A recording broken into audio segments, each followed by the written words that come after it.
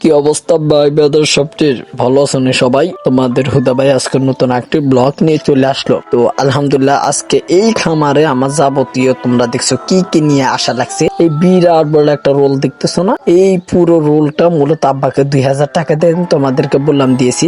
তাব্বু এই বিরাট বড় একটা রোল নিয়ে আসলো। আর এই তারপর দিয়ে এই সাইডের রবারের বেড়া যেটা এইটা এই সব কিছু মূলত আমি নিজে কিনে নিয়ে আসলাম।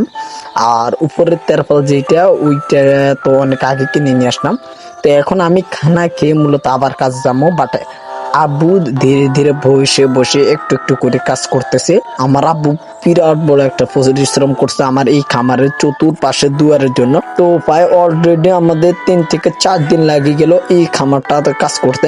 উপরের যেইটা দেখতেছো তারপর এইটা আমি সম্পূর্ণ ঠিকভাবে করতেছি, বাট আব্বুরে বলতেছি ঠিকঠাক হয়েছে কিনা। তো আমি চঙ্গা দিয়ে উপরে উঠে দেখতেছি আলহামদুলিল্লাহ কিছু বাঁধা বাকি আছে এখনো রশি দিয়ে, তো ওগুলো বাঁধে দিলাম। বাট আলহামদুলিল্লাহ এই পাশের হবে তোমরা দেখলে মূলত জ্বালা গেলাম আর বেড়া দিলাম আর মূলত তারপরে আর কি আলহামদুলিল্লাহ এই ঝাড়া সবকিছু মূলত ওইখানে অর্ধেক কাম শেষ। তারপরে একটু খেলতো অনেক দূরে চলে আসলাম আমি আর আমার চাচাতো ভাই, এসে দৌড়ে চলে আসলাম। আব্বু আবার এখানে বলতেছি মানে ঠ্যাং দিয়ে চাপি ধরতো যেন টাইট হয় বেড়াটা। তো টাইট করে দৌড়লাম, দৌড়ে তারপরে আবার দাঁড়ায় ধরে রাখলাম কারণ আমি খেলে এসে প্রচুর ক্লান্ত হয়ে গেলাম। তো আলহামদুলিল্লাহ তোমরা তো দেখলে আমি কাজ করতে করতে একদম রাইত হয়ে গেল। তো আলহামদুলিল্লাহ এই যে দেখো অল মোট খামারটা এখন। আসসালামু আলাইকুম, কি অবস্থা ভাই ব্রাদার সবটাই?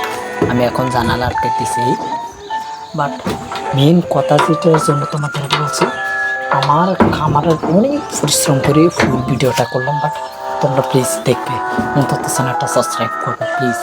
অনেক পরিশ্রম করে ভিডিওটা তৈরি করলাম, বাট আমি এই যে দেখো হাত ধরে কি এক অবস্থা। বাট এতক্ষণ পর্যন্ত কাজ করলাম, বাট আমার খামার সকালে তোমাদেরকে দেখাবো ওইটা আর এইটা কীভাবে ঠিক করলাম। বাট এইটার এখনো কাজ চলতেছে আর অলরেডি কেমন হয়েছে।